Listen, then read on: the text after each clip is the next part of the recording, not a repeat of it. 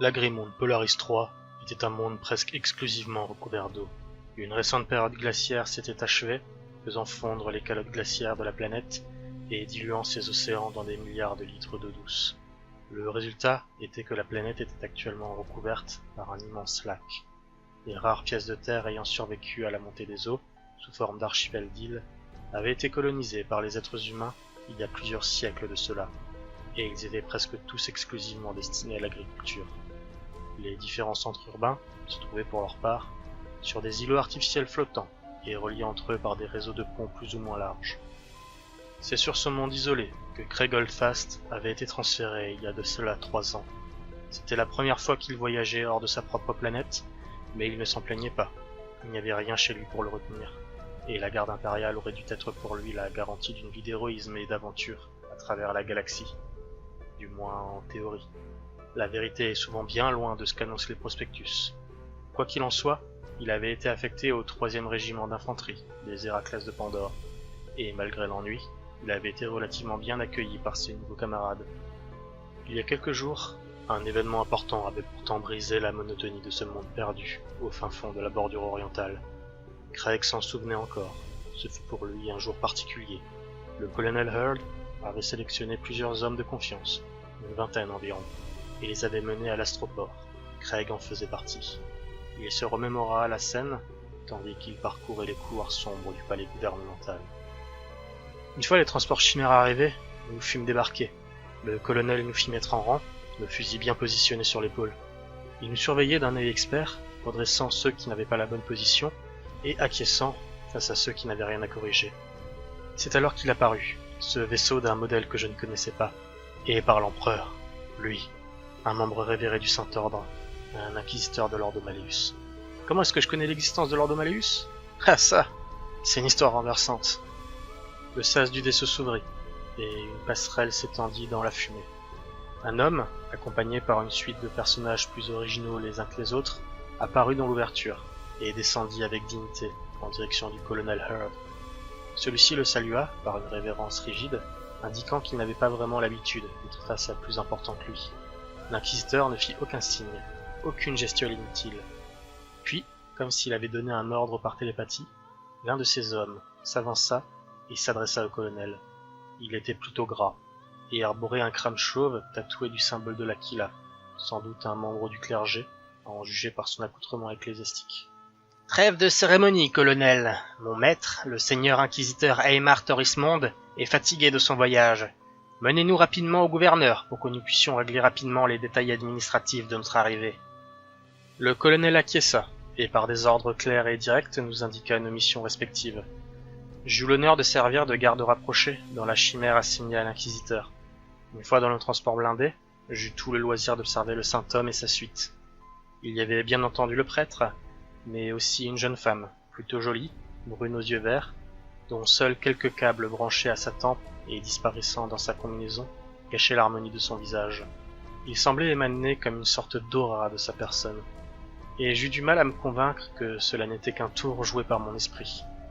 Le 3e homme était un technogure, du moins c'était ce qu'il me semblait en observant cette chose plus mécanique qu'humaine, arborant les héraldiques de l'Adeptus Mechanicus. Et enfin, assis entre eux, le visage serein, l'inquisiteur Torismond, grand, chauve, les yeux noirs si profonds que l'on pouvait s'y noyer. Malgré ses vêtements amples, d'un rouge vif, et les nombreux matériaux bioniques répartis sur son corps, on pouvait voir qu'il possédait une musculature impressionnante. À sa ceinture pendait une arme énergétique, une épée, gravée de nombreux mots en haut gothique que je ne parvins pas à traduire. Le voyage se déroula sans problème, durant près d'une demi-heure, quand soudain, il y eut un bruit assourdissant, et je me retrouvai la tête en bas. Puis ce fut les cris de douleur qui emplirent mes oreilles, rapidement remplacés par des cris de colère et les ordres du colonel Hurd. Ce fut en entendant sa voix que je compris que nous avions été attaqués. Mais par qui? Il n'y avait jamais eu de problème sur Polaris. Alors pourquoi maintenant? Je mis de côté ces questions pour saisir un fusil laser à mes pieds et sortir de la chimère déjà vide. Dehors c'était le chaos. Les civils armés s'en prenaient à notre convoi. Je pouvais voir les restes fumants de ceux qui avaient usé d'un canon laser de mauvaise facture pour renverser notre transport. Les 2 autres chimères étaient déjà en formation pour fournir un couvert aux survivants de notre escouade, ainsi qu'à l'inquisiteur. Où était-il passé d'ailleurs? Je cherchais vainement sa présence, ou celle de ses acolytes, dans le périmètre de sécurité. Ce fut le cri d'agonie d'un ennemi qui attira mon attention sur la position de Tourismond. Je le vis, sur le front, pourfendant de sa lame les révolutionnaires, 2 par 2, soutenus par les tirs de pistolet bolter de sa suite. Je ne sais pas ce qu'il me prit alors. Ignorant les ordres de mon supérieur, je courus pour les rejoindre, martelant la gâchette de mon fusil laser et abattant presque un ennemi à chaque tir. La présence de l'inquisiteur m'inspirait. Elle me donnait envie de combattre, et même de mourir pour une cause dont j'ignorais tout. Mais il me suffisait de savoir qu'elle était la même que la sienne pour m'ôter de tous mes doutes. Tandis que je m'approchais du groupe inquisitorial, je fus frappé d'un flash aveuglant, et je vis la jeune femme brune être jetée à terre par une force invisible, prise de convulsions. Le prêtre quittant le combat pour s'occuper d'elle laissa un trou vacant dans le flanc gauche de l'inquisiteur, et il ne fallut pas longtemps pour que, jaillissant d'une ruelle étroite, 3 hommes n'attaquent par surprise, à l'aide d'armes de corps à corps primitives.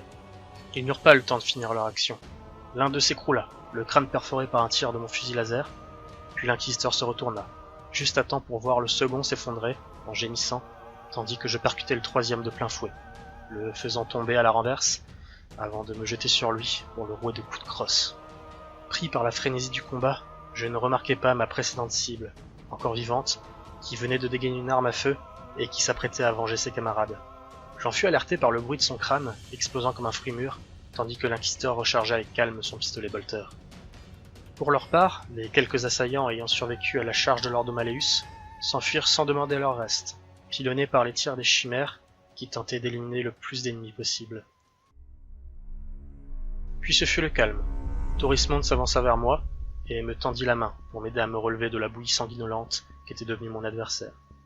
Il me jaugea, comme on jauge une arme avant de l'acheter, et me demanda mon nom. Craig Holdfast, Seigneur, force de défense planétaire de Polaris, 3e régiment d'infanterie d'Héraclès de Pandore. Nous fûmes interrompus par le colonel Hurd, qui grogna abondamment et se mit à s'excuser de manière colérique auprès de Tourismond pour mon attitude et mon refus d'obéir aux ordres. Holdfast! Qu'est-ce qui t'a pris par le trône d'or? On a une procédure, bordel! Tu vas passer un sale quart d'heure, tu peux me croire. Sois heureux si je ne t'exécute pas tout de... Il fut coupé par l'inquisiteur. Cela suffira, colonel. Cet homme n'est plus sous votre commandement. L'Inquisition se chargera de le punir pour son manque d'obéissance. Monseigneur, à vos ordres! Le colonel me lança un regard assassin avant de s'en retourner à la gestion des hommes plus obéissants. Pour ma part, j'étais abasourdi, et je ne savais comment réagir à cette situation. Constatant mon embarras, Tourismond me tapa sur l'épaule et me remercia. J'en fus encore plus embarrassé, mais étrangement, un sentiment de bien-être remplaça presque instantanément mon malaise. Nous repartîmes peu après, et je pus voir avant cela l'inquisiteur et sa suite étudier avec attention les cadavres de nos ennemis. Mon esprit calmé, je pus me mettre à penser aux raisons de tout cela. Pourquoi avions-nous été attaqués sur une planète qui n'avait pas eu de problème de rébellion depuis des siècles? Il me sembla un moment, en croisant le regard de l'inquisiteur, qu'il le savait, lui. Une intense connaissance et une puissante volonté brillaient dans ses yeux. Et sur le coup, je ne fus plus torturé par mes questions. J'étais simplement fier d'avoir été choisi par cet homme.